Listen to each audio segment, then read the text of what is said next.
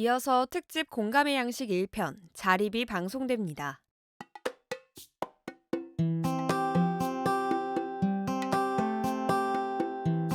최근 우리 사회에서 자립이란 단어를 가장 많이 쓰는 곳은 어디일까요? 많은 언론과 미디어에서 다루고 있는 사람들, 바로 자립 준비 청년들입니다. 자립 준비 청년은 아동 양육시설에서 보호를 받던 아동이 만 18세 이후 보호 종료가 되면서 홀로 서기를 하는 청년을 말하는데요. 스스로 일어서다라는 뜻의 자립. 이 시간 우리는 자립에 필요한 조건들이 무엇일지 대화를 통해 풀어내보려고 합니다. 특집 공감의 양식 1편 자립. 지금 시작합니다.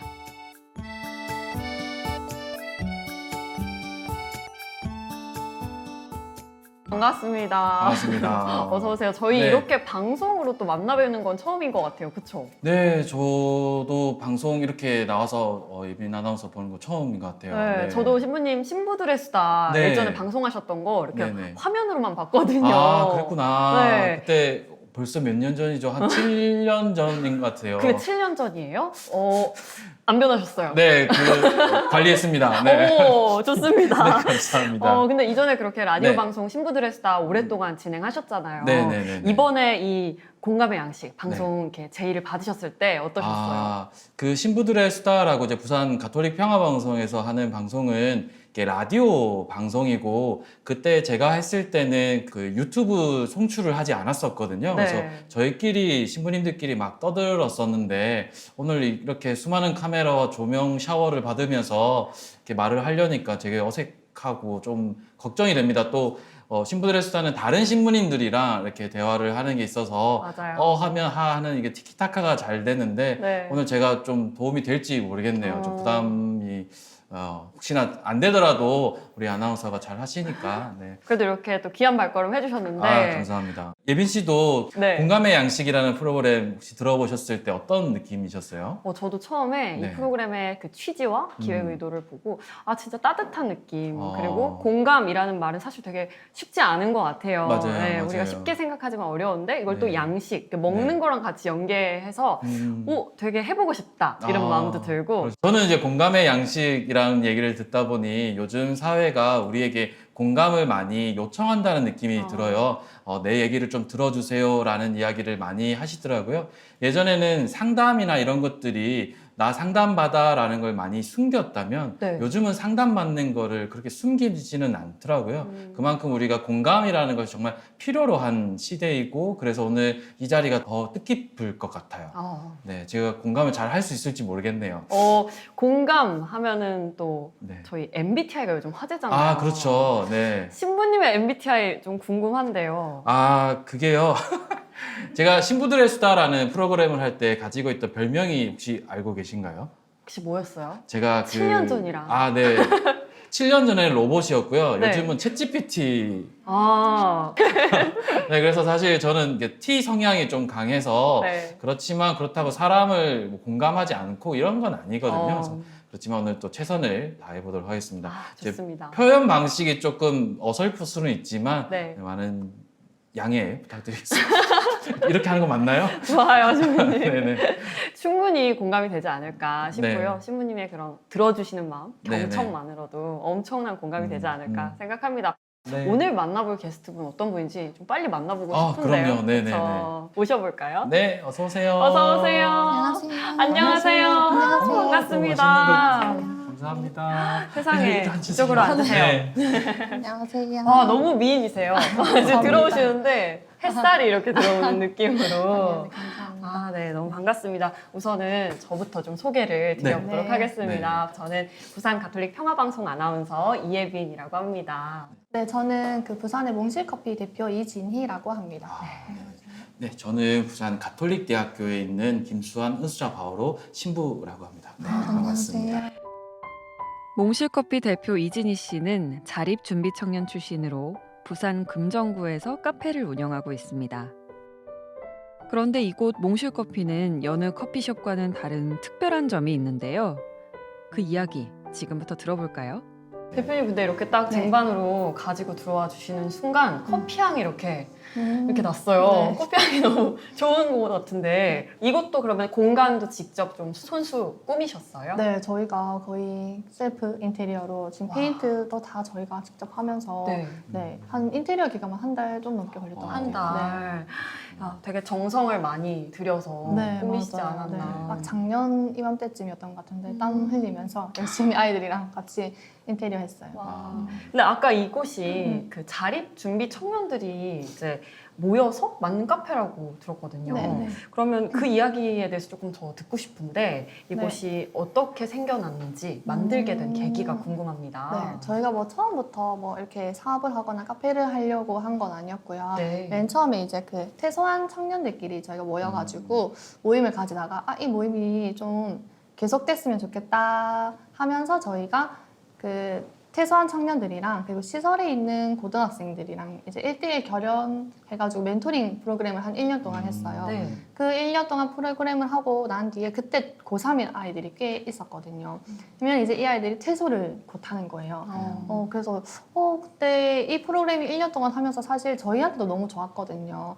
근데 퇴소를 하게 되니까 이제 시설 내에서 프로그램으로 하다가 끝이 나는 거예요. 이제 퇴소하게 되면 이 프로그램을 더 이상 함께 할 수 없고 또 아이들이랑 계속 뭔가 연결고리가 끊어지는 느낌이어서 어떻게 하면 이런 프로그램을 좀 애들이랑 퇴소하고 나서도 계속 할 수 있을까라는 생각에 첫 번째는 공간이 필요하겠다라는 생각을 했어요. 공간. 네, 공간. 왜냐면 네. 저희도 그때도 이제 공간이 없으니까 뭐 저희 집에 모이거나 아니면 시설에서 이제 좀 사무실 빌려가지고 이렇게 모이거나 했었는데 저희들만의 공간이 있으면 좋겠다라는 생각을 하고 또 어쨌든 이런 프로그램을 운영하려고 하다 보니까 그런 비용이 필요하더라고요. 그래서 이왕이면 그 공간에서 수익도 생겼으면 좋겠다. 그렇죠. 네, 이렇게 생각을 하게 된 게 또 카페거든요. 아. 네, 또 카페라는 공간이 사실 누구나 쉽게 찾아올 수 있는 공간이잖아요. 만약에 맞아요. 저희가 어떤 뭐 기업체나 정말 어떤 사무실을 차렸으면 좀 아이들이 찾아오기 어려울 텐데 이런 카페라는 공간이 너무 열린 공간이어서 아이들도 찾아오기 쉽겠다 이런 생각에 저희가 이제 카페를 딱 하게 되었습니다. 그러면은 이 공간은 언제쯤 카페를 오픈을 하셨어요? 저희가 작년 10월에 오픈했어요. 작년 10월. 10월. 네, 10월에 아. 오픈하고. 그러면 이제 1년 네, 1년 다 다 돼가네요. 돼가고 네. 있습니다. 와, 1년 정도 이렇게 운영을 해 보시니까 어떠세요? 생각보다 카페 운영이 쉽지 않구나. 네. 너무 재밌고 즐거운 네. 순간도 많은데 아무래도 현실적인 부분에 이런 어려움도 꽤 있고 하면서 저희도 이런 뭐라 해야 되지? 이런 장사하는 부분에 있어서 이런 네. 사업하는 부분에 있어서 저희 또 다른 자립을 하고 있다라고 지금 생각하고 있어요. 와, 아무래도 이런 공간을 운영하고 카페를 운영하시려면 혼자 하시기는 힘드실 것 네, 같은데 맞아요. 혹시 함께 도와주시는 분들이랑 있으세요? 네, 사실 저희가 처음 모였던 멘토단 중에서 이제 네. 한 저 포함 저랑 이제 배우자랑 그다음에 그 한 명의 친구 이렇게 총 3명이서 카페에 일을 하고 있습니다. 3년 전부터 자립 준비를 하는 시설 후배들과 만남을 시작한 이진희 씨. 몽실커피는 시설 후배들이 스스럼 없이 드나들며 마음을 터놓는 따뜻한 공간이 됐습니다. 이진희 씨와 다른 멘토들은 자립 준비 청년들과 어떤 활동들을 하고 있을까요? 뜻이 맞는 친구들 그리고 심지어 우리 남편분까지 함께 일을 하고 계신데 네. 멘티 아이들을 만나서 어떤 네. 활동들을 보통 하세요? 저희가 주로 하고 있는 활동들은 그냥 보면 약간 노는 프로그램 같기는 한데 그냥 논다. 네, 저희가 이제 삶에서 자연스럽게 좀 전했으면 좋겠다 싶어서 사실 아이들이 원에서도 많은 자립 프로그램 교육을 받아요. 네. 그런데 거기에 대한 좀 이런 교육이 약간 딱딱하고 사실은 좀 와닿지 않거든요. 맞아요. 그래서 저희는 아이들이랑 좀 친밀감 있게 그리고 그러니까 뭐 저희가 자립 숙박 프로그램에서 그러니까 저희 이제 선배 집에 가서 뭐 잠을 잔다거나 네. 뭐 함께 요리를 만든다거나 아니면 또 같이 나들이 뭐 한다거나 이런 식으로 다양한 프로그램들을 진행하는데요. 그렇게 이제 같이 만나고 놀면서 자연스럽게 뭐 아이들의 고민을 들어주고 또 내가 겪었던 걸 이야기해주고 이렇게 삶에서 자연스럽게 좀 전하는 것 같아요. 자립에 대해서. 그래서 사실 아이들과 함께 저도 지금 대학에서 학생들에게 수업을 하는데 그냥 강의의 지식을 어떻게 전달하는 것보다는 네. 아까 말씀하신 것처럼 그냥 자연스럽게 어울리면서 이야기 나누고 차 마시고 이럴 때 음. 학생들이 그 받아들이는 것들이 네. 다르더라고요. 맞아요. 그렇게 열심히 잘 하고 계신 것 같아요. 네, 그러네요. 맞습니다. 네. 근데 사실 네. 저는 대표님께서 두 네. 아이의 엄마시라고 아, 들었어요. 네, 사실 맞습니다. 어딜 봐서 그렇죠. 네네. 근데 그러면 두 아이의 엄마다 보면 네. 이제 내 아이들 양육하고 음. 살림 꾸리기만도 벅차실 수 네. 있는데 맞아. 이렇게 아이들의 멘토가 돼야겠다라는 그런 음. 결심을 하시게 된 계기가 있으세요? 근데 사실 저도 이제 아이를 키우면서 계속 그 시설에 있던 아이들 생각이 났거든요. 제가 직접 아이를 키워보니까 네. 그 원에 있던 아이들이, 그러니까 동생들이었죠. 음. 어렸을 때 그 아이들이 계속 생각이 났었는데 사실 뭐 찾아간다거나 이렇게는 못하고 있었는데 네. 우연히 정말 그 멘토링 프로그램을 하게 되면서 그 멘토링 당사자 고3인 아이들이 제가 있었을 때 그 어린 아이가 고3이 되어 있었던 거예요. 아. 근데 정말 내가 계속 생각하고 아, 좀 만나봤으면 좋겠다 했던 애들이 고3이 돼서 있는 거예요. 그때 되게 반가웠거든요.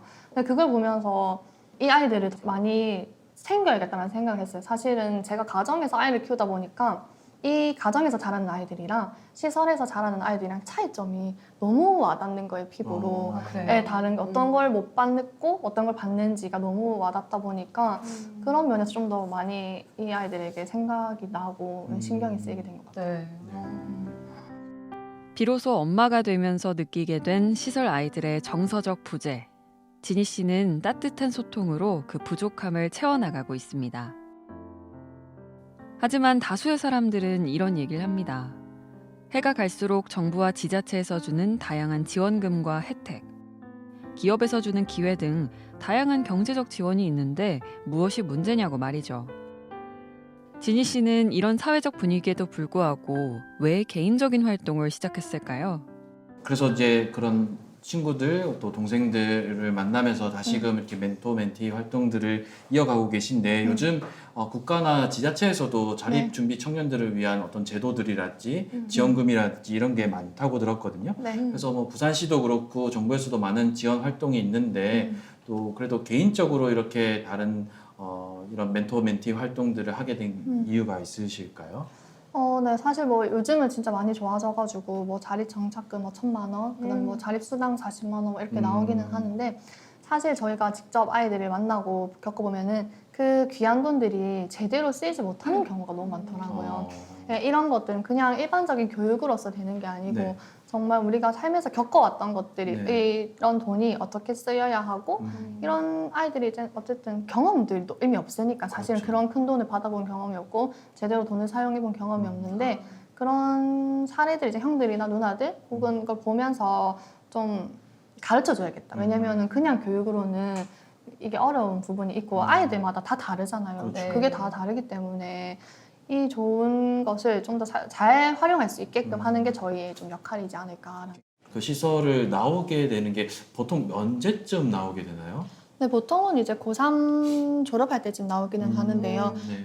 정말 고3 딱 그 졸업한 2월쯤 있잖아요. 네, 보통에. 네. 그때 나오는 경우도 있는데 사실은 고3 되면은 거의 그 전에 나오고 싶어 하는 아이들이 되게 굉장히 많아요. 생각보다. 왜요? 왜냐면은 아무래도 너무 이런 단체 생활이나 이런 이렇게 좀 억압되어 있잖아. 규율들이 그렇죠. 지켜야 되는 것들이 좀 어쨌든 가정보단 자유롭지 못한 부분들이 있기 때문에 네. 이제 빨리 나오고 싶어 하는 아이들이 많아서 사실 고3 말까지 있는 아이들도 있는 반면 고3 중간쯤에 나오는 아이들도 꽤 많아요. 그래서 사실 저도 당시에는 좀 빨리 나왔던 편이고 고3에서도 그러면 퇴소 이후에 어떤 자립을 위한 프로그램들이나 이런 게 있나요? 저가 있었을 때는 없었는데 요즘은 그래도 이제 퇴소한 후에 뭐 자립지원센터라든지 이런 게 생겨가지고 연계해서 할 수 네. 있는 프로그램들이 있는 걸로 알고 있습니다. 사실 자립이라는 단어 자체가 독립이랑도 다르지만 네, 네. 우리가 평소에는 잘 쓰지 않는 단어인 것 같아서 자립을 위한 프로그램이 진행된다. 그러면 그 내용이 뭔지가 조금 궁금하거든요. 네, 보통은 이제 요즘은 아이들이 들어보니까 뭐 이런 교육 같은 걸 많이 듣더라고요. 뭐 네. 경제 교육이라든지 뭐 부동산 경제 교육 뭐 이런 주거 교육 이런 네. 것들을 막 듣더라고요. 네. 근데 또 아이들이 그런 이런 뭐지 일방적인 교육 같은 거를 네. 좀 싫어해가지고 네, 사실은 그렇죠. 네, 그냥 학교 교육 같은 그런 느낌, 네. 네, 학교 수업 같은 그렇죠. 느낌. 네. 네. 그래서 뭐 시에서나 뭐 센터에서나 시설에서도 다 계속 교육을 하지만은 그 자리에 앉아 있는다고 해서 그걸 듣는 건 아니거든요. 앉아만 있죠. 네, 그렇죠. 그러니까 앉아만. 와닿지가 앉을 것 않는 같아요. 거예요. 사실은 네. 그걸 뭐 고등학교 내내 교육을 듣는다고 해서 자기가 와닿지 않기 때문에 그냥 그 자리에만 있는 거지. 퇴소하고 나면 막상 이미 들었다 해도 하나도 기억이 안 나고. 그렇죠. 네, 체험 이제 살면서 어쨌든 부딪히면서 자기가 겪어야 되는 문제들이 있더라고요. 경제적인 지원도 물론 필요도 하겠지만 네. 이 경제를 또 그리고 그 지원금을 어떻게 활용하는지가 네. 그거를 가르쳐 주기가 오히려 네. 선생님들처럼 대표님처럼 네, 맞아요. 어, 맞아요. 사실 뭐 정말 좋은 뭐 취업 자리든 일자리가 있어도 아이들이 좀 마음이 힘들거나 하면은 그 일자리를 아예 지원하지 않거든요. 아무리 좋은 지원 사업이 있어도 아이들이 지원하지 않는 네. 부분이 있기 때문에 좀 그런 부분에 내면의 근육을 좀 키워주는 뭐 그런 역할을 저희가 하고 있지 않나 생각합니다. 정책이나 제도가 있어도 네. 대표님께서 이렇게 직접 도와야겠다라는 생각이 든 이유는 아무래도 대표님의 또 어린 시절 그리고 그 과거의 경험에서 우러나오지 않았을까 싶어요. 네, 맞아요. 대표님한테도 어떤 기억들이 있는지 좀 궁금해요. 내면의 근육을 키워주기 위해 후배들의 멘토로 최선을 다하고 있는 지니 씨. 그렇다면 지니 씨의 어린 시절은 어땠을까요? 네, 저는 중학교 때 이제 동생이랑 같이 아동 양육 시설에 들어가서 생활하게 됐거든요. 그 학교 선생님의 이제 신고로 이제 아동 학대를 해가지고 시설에 이제 들어가게 된 거라서 사실 저는 진짜 어릴 때부터 약간 어른이 되기 싫다 이런 생각 되게 많이 했거든요. 왜냐면 어른들은 되게 뭔가 부정적이고 제가 느끼는 어른은 그런 좋은 아마 롤모델의 어른을 못 봐서 그런데 부정적이고 되게 잔소리가 많고 나를 좀 힘들게 하는 그렇게만 느꼈어가지고 나는 어른이 안 되고 그냥 평생 이렇게 좀 학생으로 어리게 있고 싶다 이런 마음이 있었던 것 같아요. 그래서 좀 미래에 대해서 꿈을 꾼다거나 내가 미래에 어떻게 살아야겠다, 내가 어른이 돼서 뭘 해야겠다 이런 생각을 안 한 것 같아요. 하기 싫었다고 해야 되나? 지금 생각해보면은 그랬던 것 같아요. 뭔가 좀 우울함이 있었고 뭔가 애정결핍 이런 게 있었던 것 같거든요. 근데 그런 게 사실 그 당시에는 내가 뭔가 우울함이 있다, 우울증이다, 뭐 애정결핍이 있다 이런 거를 그 당시에는 몰랐고요. 제가 성인이 되고 나서 그 아이들을 또 바라보면서 나도 저랬었는데 이런 걸 보면서 느끼는 것 같아요. 그러니까 저도 똑같았어요. 지금 아이들한테 너희 나중에 뭐 졸업하면 뭐 할 거야 이렇게 물어봐도 애들 다 꿈이 없거든요. 근데 생각해보면 저도 그냥 그랬던 거예요. 그냥 막연하게 돈을 많이 벌어야겠다. 왜냐면 그냥 그런 막연함만 맞아요. 있었고 구체적으로 내가 뭘 좋아하는지 내가 어떤 사람이 돼야 되는지 이런 생각 자체를 못했던 것 같아요. 근데 그게 아마 그런 거를 가르쳐주는 사람도 없었고 네. 그렇게 돼야겠다는 어떤 롤모델? 그러니까 보고 배우는 게 없었기 때문인 것 같아요. 그냥 어떻게든 돈 많이 벌어서 혼자 살아야 되니까 약간 이런 막연함이 있어서 그거를 좀 구체화시키는 저희의 그게 멘토의 역할이지 않을까. 네. 어린 시절 길잡이가 돼주는 어른이 없었던 지니 씨. 후배들이 똑같은 어려움을 반복하지 않도록 지니 씨는 직접 꿈을 이끄는 멘토가 됐습니다. 엄마가 되고 나서 더 절실히 느끼게 된 정서적 지원과 교감을 아동 양육시설 아이들에게 채워주고 싶다고 말합니다. 어떤 꿈을 꾸는 방법에 대해서 알려주셔야겠다라는 생각을 네. 했던 거네요. 네, 일단 꿈을 꾸려면 그런데 나를 알아야겠더라고요. 사실 그렇죠. 나를 몰라요. 사실 저도 그렇고 내가 어떤 사람인지 내가 뭘 좋아하는지를 모르더라고요. 근데 그거를 거의 퇴소하고 성인이 돼서 하나하나씩 알아가는 거예요. 나는 이런 사람이구나를 이제서야 알아가니까 네. 그게 또 자립이 사실은 어렵죠. 그러니까. 이런 자립들이 이제 이루어지려면 아까 말했던 지자체나 어떤 경제적 지원 말고도 말씀하시는 이제 나의 꿈, 뭐 나라는 존재, 뭐 자해에 대한 정체감 이런 것들에 대해서 이제 좀 알아야 가는 시간들이 필요한데 사실 이런 것들은 그 혼자 내가 그냥 가만히 있는다고 해서 이루어지는 게 아니잖아요. 맞아요. 옆에서 너는 이런 아이야, 너는 이런 꿈을 꿀 수 있어라고 이제 따뜻한 말 한마디가 중요할 것 같은데 뭐 사실 좀 외람된 이야기일 수도 있지만 시설에서는 그런 심리적인 부분에 대해서 어떠셨어요? 뭐 정서적인 지원이라든지. 네, 근데 아무래도 시설에도 이제 선생님들, 그러니까 저희가 엄마라고 불렀긴 했는데 네. 계시는데 어머니들이 아무래도 이렇게 다수다 보니까 그 하나이 하나이한테 맞아요. 관심과 사랑을 쏟기에는 한계가 있고 또 어쨌든 그 가정에서는 그냥 부모님 둘이서 계속 똑같은 아이를 계속 보잖아요. 네. 그런데 시설의 선생님 같은 경우에는 뭐 몇 년 주기로 바뀐다거나 엄마가 바뀌죠. 네, 네, 네, 아, 바뀐다거나 혹은 그 어쨌든 직장이니까 아. 만약에 일을 그만두시게 되면 또 그럴 수 바뀐다거나 그러니까 정말 어릴 때부터 살았던 아이들은 엄마가 바뀌는 이런 박탈감을 너무 너무 자주 느끼는 거예요. 네. 사실은 어릴 때는 모르잖아요. 네. 내가 시설에 사는지 뭔지를 음, 모르는데 네. 그냥 엄마가 자꾸 바뀌는 거예요.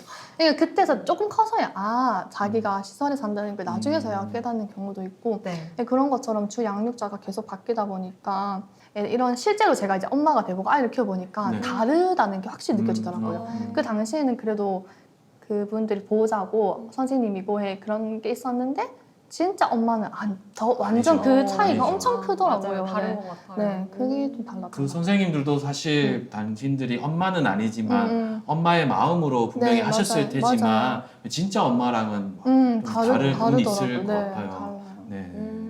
제가 이제 아이들을 키우면서 또 그 이제 아이들 시설에 있는 애들의 얘기들을 들으면서 느낀 거는 있는 한 가지가 예를 들면은 그 저희 아이들 같은 경우에는요.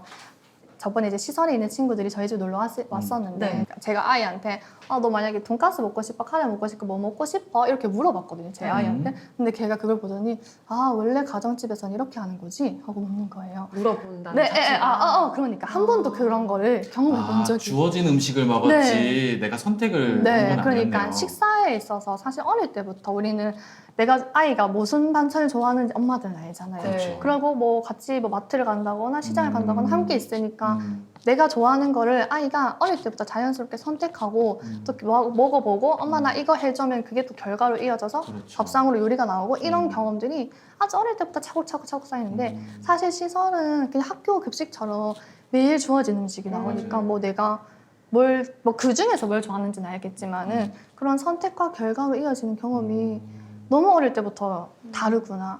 네, 그냥 개인의 물건 뭐 예를 들면 학용품을 산다고 해도 네. 저희 아이들 같은 경우 같이 손잡고 가서 뭐 살래 해도 학용도 종류가 많고 캐릭터도 많고 아이들이 그렇죠. 좋아하는 데 취향을 고를 수가 있는데 네. 시설은 그냥 아무래도 후원받는 물품 내에서 그나마 이제 선택을 하거나 그냥 아니면 거의 동일한 물건들을 쓰기 때문에 그러니까 나의 취향이나 뭘 알아가는 것 자체가 경험이 다른 것 같아요. 네.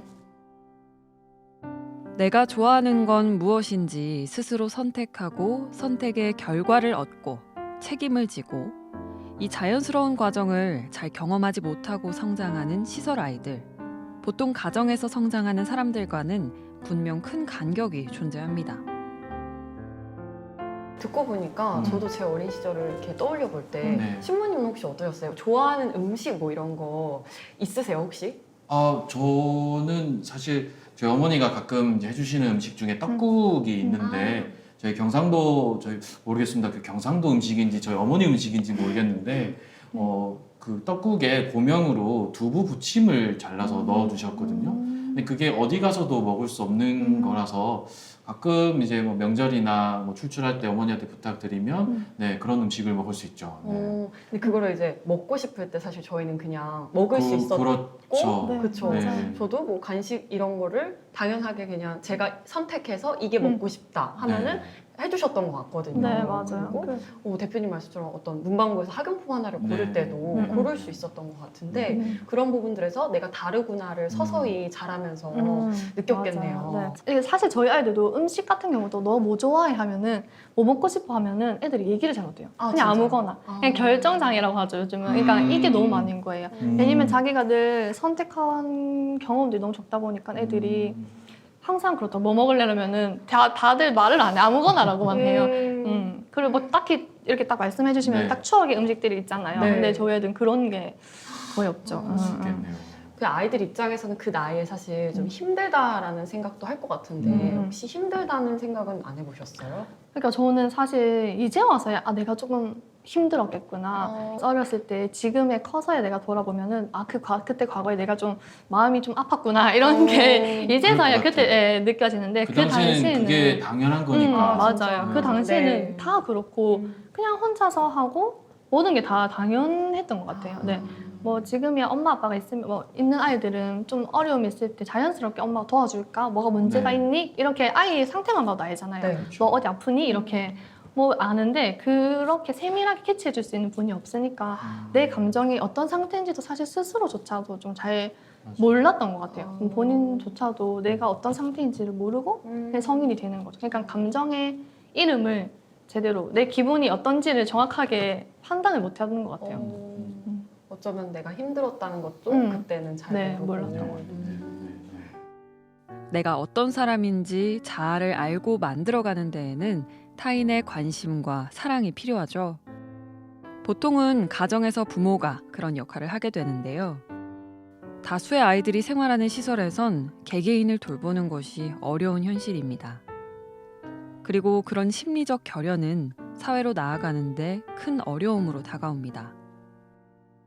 사실 아무리 좋은 거를 갖다 줘도 그게 내 마음이 원래 사람이 다 그렇잖아요. 아무리 좋은 직장을 다니고 아무리 좋은 집이 있어도 내 마음이 힘들면 그건 다 소용이 없는 것 같은 거예요. 그러니까 내가 그걸 이겨낼 수 있는 마음의 힘이 있어야 되고 그런 거를 잘 지나갈 수 있는 그런 걸 또 누릴 수 있는 그런 기쁨이 있어야 되는데 아무래도 심리적으로 좀 결여가 되어 있다 보니까 그런 것 때문에 내가 주어지는 거나 받는 것들이 온전하게 기쁨으로 와닿지는 않지 않을까. 네. 그래서 그런 그러니까 혼자 있던 외로움, 뭐 고립감 이런 것들의 심리적인 문제들이 좀 먼저 해결되면은 나 다음은 더 자연스럽게 더 좋아지지 않을까. 그러면 그 지니 씨의 어떤 마음의 힘, 음. 아까 말씀하신 심리적 결여가 네. 또 와닿았는데 지금의 어떤 마음의 힘의 원동력은 어떤 거예요? 저는 근데 아무래도 아이의 엄마다 보니까 사실 저는 아이들인 것 같아요. 아이들이 가장 큰 아이들이 힘. 몇 살이에요? 지금 아이들 많이 컸는데 네. 초등학교 2학년, 5학년 2학년, 5학년. 9살, 12살. 네, 살. 맞아요. 많이 컸어요. 그래서 아이들이 좀 힘이 나. 그냥 아무것도 안 해도 그냥 왜 존재만으로도 사랑스럽다는 게 사실은 이해가 안 됐거든요. 네. 왜냐면 저는 그런 걸 받아본 적이 없으니까. 근데 내가 아이를 낳고 나니까 아 존재만으로도 사랑스럽다는 게 뭔 줄 알겠는 거예요. 그래서 그게 저희 아이들이 좀 원동력이 되는 것 같아요. 네. 어떻게 남편은 어때요? 안 나오나 이렇게 기다리신 것 같아요. 남편은 어때요? 남편은 그냥 약간 그 친구. 친구. 오케이. 실제 우정. 동갑이에요? 아니에요. 네, 실제 동갑은 나이 아니에요. 차이 나는 거죠? 알바, 네, 한 살 차이 나는데 네. 그냥 진짜 그 친구죠, 친구. 어. 베스트 프렌드. 이게 말씀하실 때 온도 차이가 약간 그건 있어요. 그건 있어요. 네, 네. 좋네요. 네네네. 마음의 힘, 원동력이 아이들이다. 우울하고 힘들었던 환경을 딛고 자녀를 키우며 마음의 힘을 얻은 지니 씨.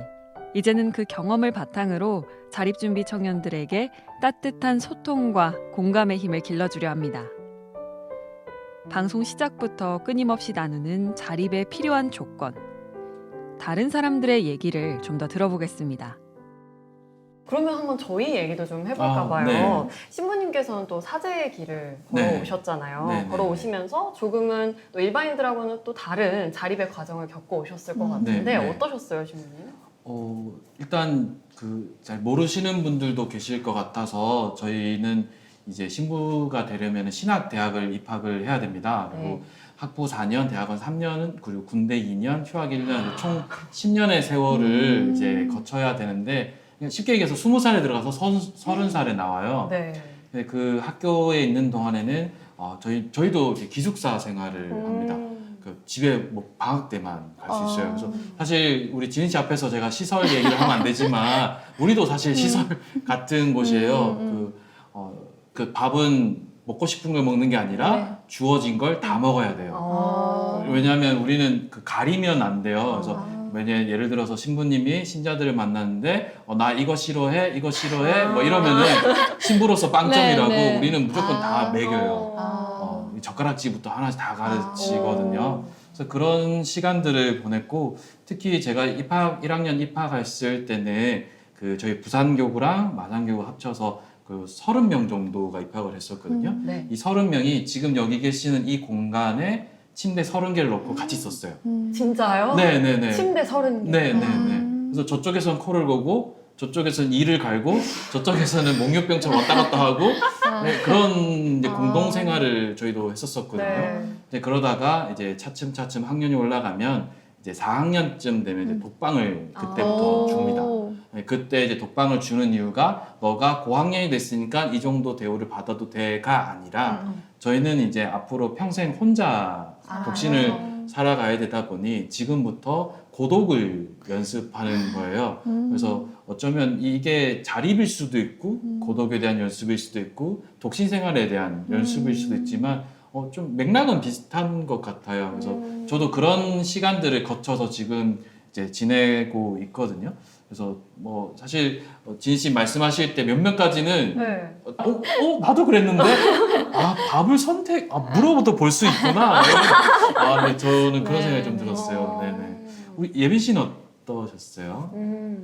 저도 지금 사실 이제 고향과 가족을 떠나서 네, 네, 네, 일로 네. 인해서 이제 부산에 내려와서 살고 있다 보니까 네. 어떻게 보면 뭐 형태적으로 환경적으로는 자립을 했다고 볼 수 있는데 과연 제가 정서적으로 자립을 했을까라는 의문을 스스로에게 던졌을 때는 저도 자신 있게 예라고는 대답하기 어려운 것 같아요. 네. 실제로도 주변에 보면은 경제적으로 독립을 했어도 나이 40이 다 돼서도 실제적으로 정서적으로 자립이 된 청년들이 그렇게 그렇죠. 많지 않은 경우도 그렇죠. 많더라고요. 몸만 혼자 따로 나와 살지 네. 모든 걸 다 부모에게 이렇게 의지하시는 분들도 있더라고요. 네. 그리고 반대로 부모님의 경우도 아직 자식들을 이렇게 온전히 정서적으로 자립시키지 못한 경우도 많이 봤고요. 맞아요. 저희 부모님하고 저의 관계도 그렇지 않나라는 생각도 많이 들고 유독 한국 사회가 좀 더 그런 것 그럴 같기도 수 있어요. 하고요.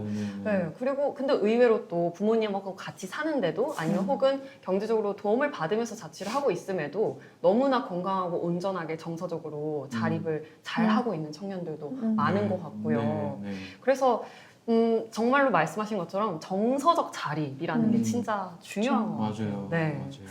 그래서 저희가 이런 어떤 자립에 대해서 계속 얘기를 하고 있는데 전 또 취업을 하면서 또 네. 살아오면서 좀 그런 선택과 아까 말씀하신 어떤 책임에 대해서도 좀 많이 생각해 봤던 것 같거든요. 네. 신부님은 혹시 어떠셨어요? 그러니까 저희가 또 좀 다르더라고요. 저희는 사제 신부라는 게 직업은 아니거든요. 그러니까 엄마 아빠가 직업은 아니잖아요. 네, 네. 엄마 아빠이면서 카페를 운영하시거나 아나운서를 하시거나 이게 직업인 거지. 저희는 신부를 하면서 지금 저는 대학교에서 교수라는 게 직업인 거지. 그리고 또 어느 순간 언제 어디서 저희 교구장 주연님께서 김 신부 어디 가야 될 것 같아라고 얘기하면 네 알겠습니다 하고 가야 되는 건 있거든요. 그러다 보니까 제가 삶의 자리가 자꾸 바뀌는 거예요. 저도 이제 사실 갑자기 주변에서 전화 받아서 김 신부 로마 가. 그 왜요라는 말을 우리가 그냥 하면 안 되겠더라고요. 분위기상 하면 안 되겠더라고요. 그래서 이렇게 갔다 오고 그러다 보니 삶의 자리가 자꾸 바뀌니까 그 사람이 안정적인 환경이라는 게 있어야 되지 않습니까? 맞아요. 아까 정서적 자립도 물론 중요하지만 네. 또 정서적 지원이라는 것도 중요한 것 같아요. 네. 사람과 환경으로부터. 근데 그런 것들이 자꾸 바뀌다 보니까 내 의지가 아니라 바뀌다 보니까 저는 오히려 거기서 지금 내가 이 환경이 바뀌어도 내 스스로가 단단하게 서 있을 수 있는 방법이 뭘까 이런 것들을 좀 많이 고민하는 것 같아요. 그게 뭐 신부이기 때문에 뭐 기도나 뭐 이런 것들도 분명 신앙이나 이런 것들도 있겠지만 또 내 인간으로서의 나도 어떻게 하면 잘 서 있을 수 있을까 뭐 이런 걸 좀 고민하는 것 같아요. 네네. 제 얘기를 듣고 어떤 느낌이 드셨는지 이런 사람 처음 봤죠? 아니. 네, 근데 비슷한 것 같아요. 저희도 그렇고. 근데 저희도 아무래도 원래라면 이제 보통은 부모님이 계시면은 좀 더 이렇게 정서적 자립하는데 좀 의지가 되고 힘이 되는데 저희는 그렇지 못한 배경을 가진 아이들이 많기 때문에 네. 그래서 저희들끼리 좀 커뮤니티 이렇게 그렇죠. 형성을 해서 저희들끼리 서로 의지가 되고 하는 게 좀 정서적 자립에 도움이 되는 것 같아요. 왜냐면 사실 저도 이 카페를 운영하고 저희가 지금 예비 사회적 기업인데 이걸 많이 준비하면서 정말 많이 힘들었거든요. 근데 절대 혼자서는 못했을 건데 아무래도 이제 같이 해주는 친구들이 있기 때문에 정말 애들 때문에 같이 할 수 있었다. 그러니까 나 혼자 했으면 못했겠다. 그래서 아무래도 그 친구들이 이제 정서적 자립에 그러니까 좀 할 수 있게끔 힘이 되어주는 것 같아요. 혼자가 아니라서. 근데 대표님께서는 또 남편과 같이 아이들을 이제 네. 육아하고 계시잖아요. 네네. 그럼 남편이랑 또 아이들 키우면서 이런저런 얘기 많이 하실 것 같아요. 아이들의 그런 자립에 대해서도 얘기 많이 나누시나요? 네, 아무래도 저희는 사실 제대로 이제 못 받고 자랐기 때문에 저희 신랑이 이제 가끔 저희 아이들 보면서 제가 뭐 아이들에게 아침부터 막 도시락을 예쁘게 싸준다거나 네. 뭐 학교 갔다 오거나 이러면 막 간식 같은 거 챙겨주고 이러는 것들을 보면은 야, 너희는 진짜 좋겠다. 자기 나는 못했는데 약간 이런 말을 못 받았는데 이런 말들 많이 하거든요. 네. 성장하면서 받게 되는 정서적 지원이 자립의 과정에 큰 역할을 한다는 걸 몸으로 느낀 진희 씨와 남편 진솔 씨. 두 아이의 아빠로 몫을 다하기까지 진솔 씨 역시나 어린 시절 어렵고 힘든 과정을 겪었습니다. 안녕하세요. 몽실커피에서 디저트 업무 담당하고 있는 박진솔이라고 합니다. 네, 저는 보육시설에서 중학교 1학년 때부터 고등학교까지 지내게 되었고요. 저랑 7살 차이 나는 동생이랑 같이 생활을 했습니다. 부모님께서 이제 이혼하셔가지고 어머님 밑에서 생활을 하다가 아버지가 알코올 중독으로 이제 계속 와서 찾아와서 괴롭히고 이제 그런 일들이 너무 많아서 너무 위험해가지고 경찰분들이 이제 좀 떨어져 지내줘야겠다고 권유해 주셔가지고 그렇게 아동보호시설에 입소하게 되었습니다. 저도 어릴 적에 이제 어머니 혼자서 저희를 이제 키우셨는데 그러다 보니까 밖에서 일을 많이 하시잖아요. 그럼 당연히 집에 오면 아무도 없고 제가 오히려 동생을 이제 챙겨야 했던 입장인데 지금은 우리 애들이 엄마가 뭐 오면은 때 되면 간식 주고 밥 주고 뭐 좋은 거 먹이고 그러니까 이제 뭐 농담식으로 이제 너희는 좋은 엄마 만났다고 이제 그렇게 얘기한 적은 있습니다. 사실 제가 아빠로서 아버지가 없었잖아요. 그래서 제가 아빠로서 어떤 역할을 해야 되는지 제가 모를 때가 너무 많아요. 그래서 그냥 책 보고 배우거나 뭐 그냥 어떤 뭐 좋은 강사님들 보고 배우거나 하는데 그래도 글로 배우고는 한계가 있더라고요. 제가 경험해보지 못했던 그런 것들이 많기 때문에 그래서 제가 아빠로서 더 많은 노력을 해야겠다 이런 생각도 많이 하고 있어요.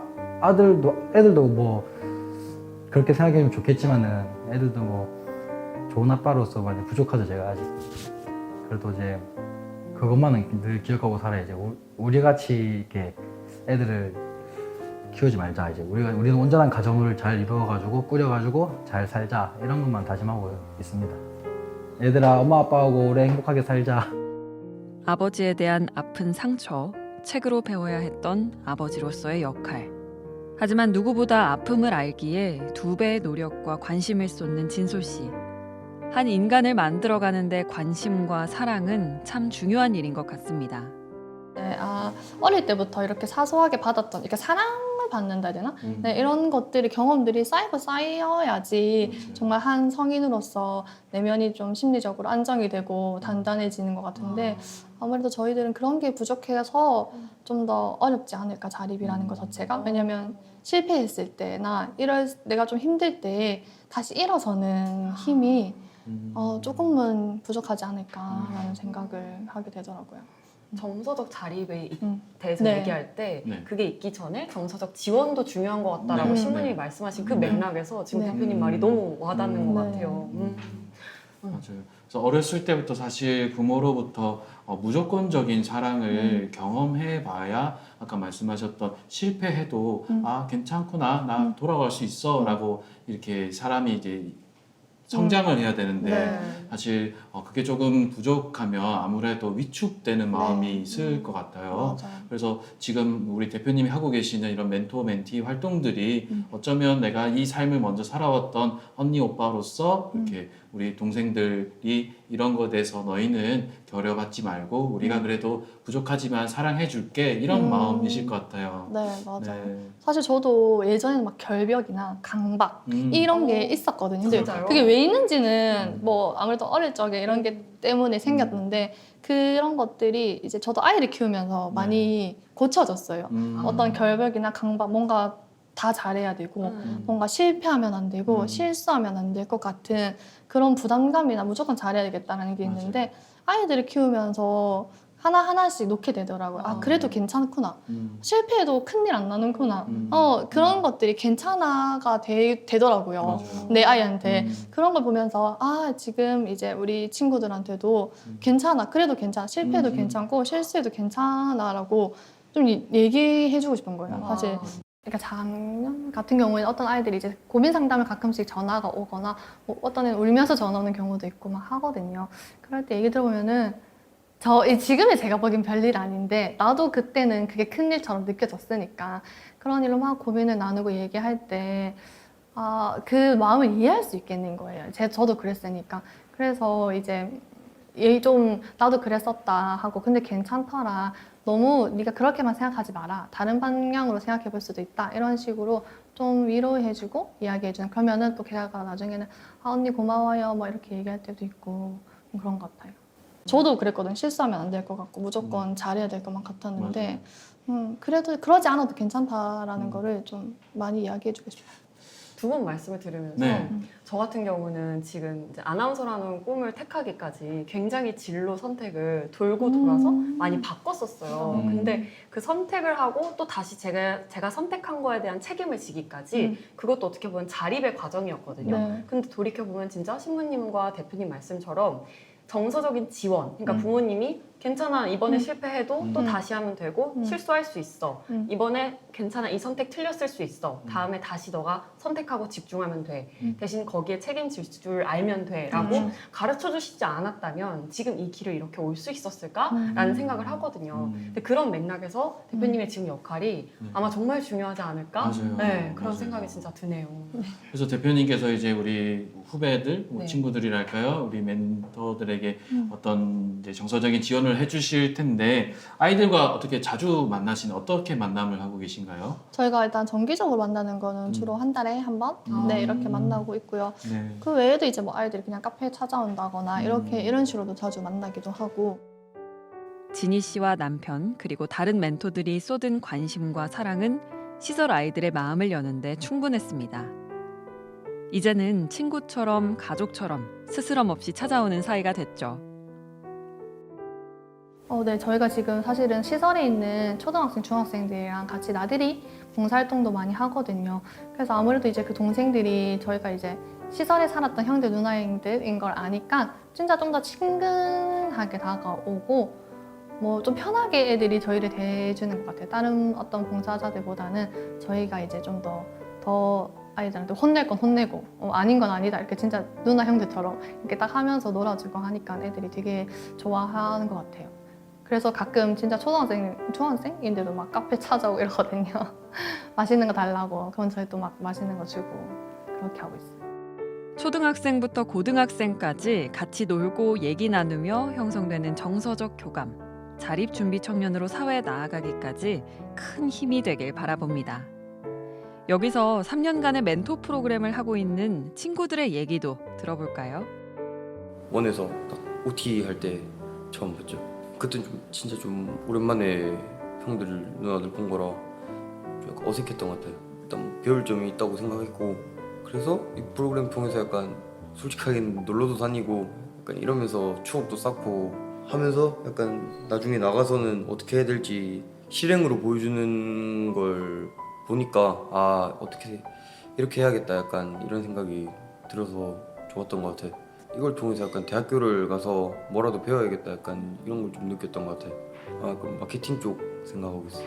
다 좋게 생각하고 있어요. 저는 어릴 때부터 봤던 분들이라 안 변해서 좋은 것 같고 저는 1년 늦게 시작했어요. 처음에는 이제 저도 사실상 본 분들도 있고 이제 초면인 분들도 있으니까 좀 부담스럽지 않을까 생각했는데 같이 이야기 좀 나누니까 적응돼서 처음 분위기는 괜찮았던 것 같아요. 이제 1대1로 진솔하게 대화하고 제가 이제 지금 꿈꾸고 있는 좀 진로나 지금은 일단 프로그래머를 목표로 이제 꿈꾸고 있고 이 청소년으로서는 아마 마지막일 텐데 약간 좀 걱정이 되는 애들이 몇 명 있는데 잘 지낼지 약간 좀 걱정이 좀 많이 되는데 제가 없어도 뭐 잘 알아서 잘 지내겠죠. 몇 명은 지켜볼 것 같아요. 그래도 몇 명은 약간 가능성을 두고 있는 애들이 몇 명 있어서 그런 애들은 약간 좀 잘 성장하겠다 약간 이렇게 보고 있습니다.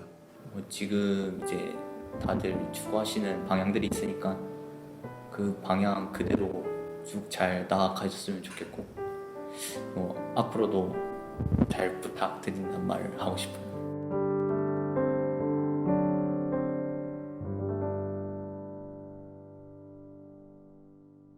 제가 지금 대학교에서 신입생들을 가르치는데 네. 요즘 신입생들이 뭐 요즘 뭐 맴지다 뭐 이런 네. 걸 떠나서 이 친구들이 정말로 겪었던 것 중에 하나가 그 코로나 때문에 온라인 수업을 되게 많이 했어요. 맞아요. 너무 그게 익숙한 거예요. 그러면 반대로 대면 수업이 너무 익숙하지 않은 거예요. 사람 맞아, 만나는 맞아. 걸. 어떠세요? 저는 신입생들이랑 대화하면 벽 보고 이야기하고 요즘 그런 느낌. 네. 안녕하세요 뭐 하면 그 출석만 불러주고 출석할 때 대답해주면 정말 기뻐요. 보통 그냥 끄덕끄덕 하거든요. 근데 저희도- 고등학생은 더 할 것 그러게요. 같아요. 요즘 어때요? 네. 저희도 이제 뭐 고등학생들도 있고 그다음에 이제 진짜 자립 준비 청년인 아이들도 있고 한데 단톡이 있단 말이에요. 네. 애들 답이 없어요. 일일이 읽어요. 아니 안일십 요새는 안일십. 네. 그건 뭐예요? 안익십. 안 읽고 씹는다. 와. 일이 안 사라져요. 아 그냥. 네. 어. 그런 게 저희 요즘 아이들의 다 그렇구나 이렇게 해서 근데 거기에 그냥 상처받지 않고 그냥 뭐 연락이 없으면 뭐 전화를 한다거나 아니면 한 번 더 연락을 개인톡으로 단톡은 또 다 답이 없고 개인톡을 한다거나 뭐 이런 식으로 또 하면은 개인톡 들어가면은 저번에 보낸 일이 아직도 있어요. 네, 그러면 다시 또 한 번 보내. 그러면 이제 답장을 해주거나 뭐 이런 식으로. 네, 근데 거기에 밀당하네요. 네, 근데 거기에 약간 마음의 상처를 받지 않아야 돼요. 그래요? 그게 왜냐면 일일이 내가 이제 얘가 나한테 답장을 안 나를 싫어하네 이런 생각을 하면은 너무 피곤해. 스스로 피곤하기 맞아요, 때문에 맞아요. 그냥 표현이 지치니까. 그냥 그러려니 그렇구나 하고 그냥 계속 하는 제가 거죠. 배우네요 오늘. 네. 그냥 그 신입생들이 아니 말을 하는데 왜 대답을 안 하지? 집에 가서 예수님 앞에서 내가 뭘 잘못했습니까? 뭘 잘못했습니까? 많이 배웁니다. 네. 네. 역시. 야, 대표님이 진짜 정말 중요하고 좋은 역할들을 많이 해주시는 것 같은데요.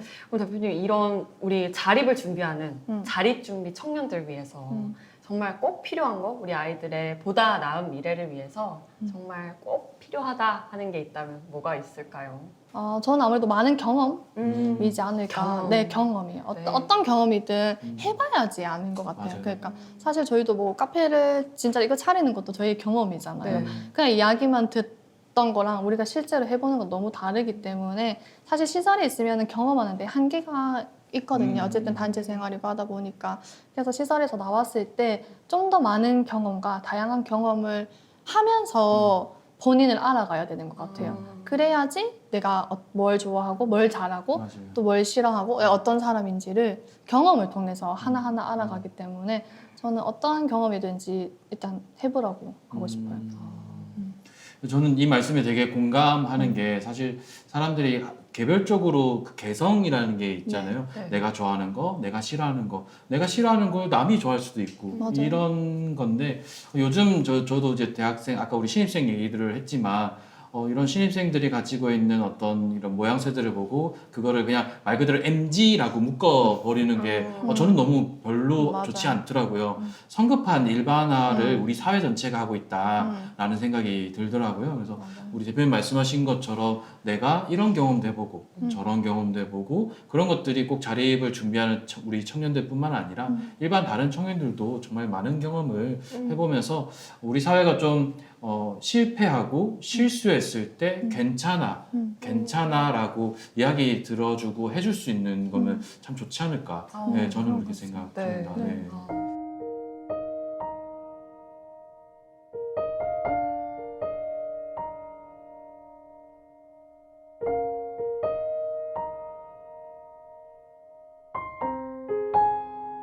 끊임없는 소통과 공감, 관심으로 이뤄진 정서적 지원. 그리고 많은 경험이 바탕이 됐을 때 비로소 자립이란 큰 성장의 하나의 기둥이 되지 않을까 그런 생각을 해봅니다. 가장 중요한 건 마음을 열고 공감하는 데서부터 시작되겠죠. 마지막으로 우리가 세상을 살아가면서 큰 힘이 되어주는 공감의 양식에 대해 얘기를 나눠봤습니다. 그래서 우리 제목이 지금 이 프로그램 제목이 뭐였죠? 네, 까먹었네. 공감의 네, 양식. 네. 그 양식이라는 것이 사실 어떻게 보면 중의적인 의미를 지니고 있잖아요. 그럼요. 말 그대로 먹는 양식이될 수 있고 어쩌면 먹는 게 아니라 어떤 내가 필요할 수 있는 영양분으로서의 또 양식이 있을 것 같은데 오늘 이렇게 내 인생의 공감의 양식은 우리 이 시간을 좀 마무리해보면서 내 인생의 공감의 양식은 뭐다? 그리고 그거에 대한 뭐 우리 간단한 에피소드도 한번 나눠볼까요? 혹시 뭐 괜찮으시면 제가 좋아요. 네, 네. 먼저 이런 건 시킨 사람이 먼저 해야 네, 그러죠? 좋아요. 네. 사실 저도 이 질문을 받았을 때 고민을 많이 했어요. 처음에는 아까 말씀드렸던 우리 어머니 떡국 얘기할까 하다가 그건 너무 좀 저의 이야기인 것 같고 공감의 양식을 생각하면서 저는 오히려 정말 음식을 생각했을 때 라면 생각했어요. 라면. 라면. 좋아요. 왜냐면 제가 이탈리아 유학 시절에 지금도 제가 파스타를 안 먹거든요. 진짜요? 네, 왜냐면 거기는 점심 저녁을 파스타를 줘요. 네, 점심에 빨간 파스타, 저녁에는 더 빨간 파스타, 다음날 점심에는 하얀 파스타 이렇게 나와요. 그래서 그러다 보니까 그 파스타라는 음식에 너무 질리기도 했거니와 이제 학교에 수업을 갔다가 뭐 도서관에 가서 공부를 했다가 집에 이제 털레 들어왔는데 또 파스타를 먹는다? 너무 좀 이렇게 향수병 그때 올라오더라고요. 그때 이제 먹었던 게 라면이에요. 제가 제 방에서 제일 간단하게 먹을 수 있는 우리 한국인의 음식, 뭐랄까 소울푸드 같은 느낌? 맞아. 네. 그래서 정말 그게 저의 하나의 주식이라서 네. 그리고 우리 사실 라면 다 뭐 좋아요. 좋아하시고 너무 먹다 좋아요. 보니까 공감의 우리 양식이지 않을까. 그리고 마지막으로 그 라면이 참 되게 신기한 게 뭘 넣어도 맛있어요. 맞아요. 네, 김치를 넣어도 맛있고 뭐 소시지를 넣어도 맛있고 그래서 우리 셋도 사실 그 삶의 자리가 너무 다르지만 이렇게 각자 이야기를 주고받고 공감하면서 정말 맛있는 라면이 하나 끓여진 것 같아서 오늘 좋은 것 같네요. 와. 네. 저는 신부님 말씀을 들으면서 네. 내 인생의 공감의 양식이 뭘까 생각을 해봤거든요. 그리고 우리 대표님과 오늘 나눈 이야기 한번 돌이켜봤는데 제 인생의 공감의 양식은 이불인 것 같아요. 이불. 덮는 이불. 덮는 이불. 돌이켜봤을 때 이 저의 정서적 자립, 지금 끊임없이 계속 하고 있는 자립이지만 그리고 저의 어떤 지나온 유년 시절의 정서적 지원 이런 것들이 됐던 하나의 상징적인 게 이불이었던 것 같은데 넘어졌든 뭐 잘한 날이었든 혼자 잠들어서 방에 이렇게 누워 있으면 방에 조용히 들어가서 누군가가 잠결에 제 이불을 한 번 더 덮어주고 갔던 기억이 있거든요. 네. 근데 그게 사실 뭐냐면 한 번 더 다가가는 거고 저에 대한 관심이고 걱정이고 공감인 것 같아요. 그만한 공감이 없었던 것 같고 그게 저를 다시 일으켰던 것 같거든요. 오늘 이렇게 말씀을 들으면서 결국에는 공감의 양식은 나를 살게 했던 공감의 양식은 다가가는 거였던 것 같고 나를 향한 어떤 경청의 마음이 아니었나? 라는 생각이 들어서 이불 떠올랐습니다. 이게 조용히 덮어주는 그 이불처럼 맞아요. 얼마나 그 가슴 따뜻한 게 없을 것 같아요, 진짜. 네. 우리 대표님 어떤 게 있을까요? 근데 저는 약간 좀 추상적인 단어일 수도 있는데 저의 괜찮아요. 공감의 양식은 사랑이다 것 같아요. 왜냐면 사실 저는 어떻게 보면 부모로부터의 사랑을 못 받았을지도 모르는데 그냥 다른 분들로부터의 사랑을 되게 많이 받았구나라는 생각을 하거든요. 그러니까 그 사랑이 있었기 때문에 내가 여기까지 올 수 있었고 이렇게 잘할 수 있었다라는 생각을 해서 사실 우리가 사랑이 있어야지 관심을 가지고 또 맞아요. 다가가잖아요. 맞아요. 근데 그런 것처럼 이게 공감해 주는 것도 마찬가지고 사랑이 있어야지 우리가 공감하고 또 다가갈 수 있어서 그 사랑이 좀 중요하다고 생각합니다.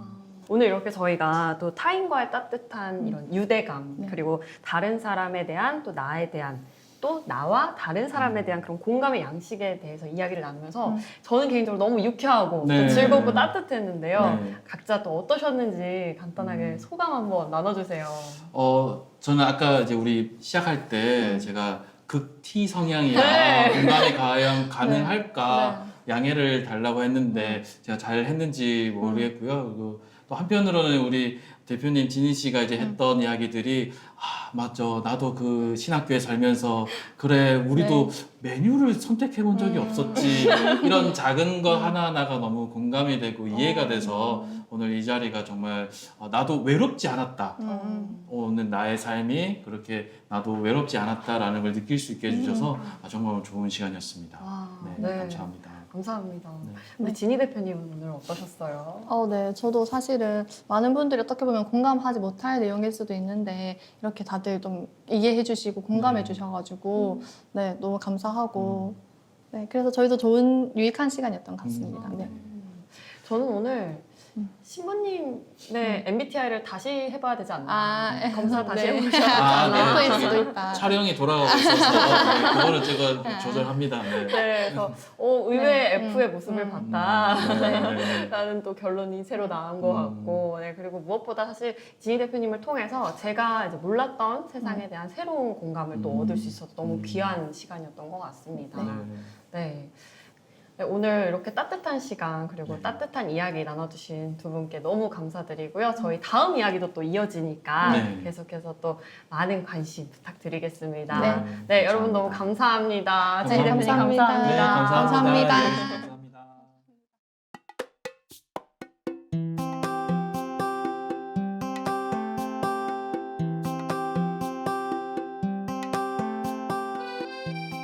2022년 기준 자립준비 청년의 수는 10,000명. 이 중에 연락이 되지 않는 청년들은 20%가 넘는다고 합니다. 앞으로도 많은 이들이 쏟아지는 경제적 지원에도 불구하고 왜 어려움을 겪느냐는 질문을 던질 겁니다. 하지만 가장 우선시돼야 할 것은 성장기부터 미래를 꿈꿀 수 있는 길을 마련해주는 정서적 지지가 아닐까요?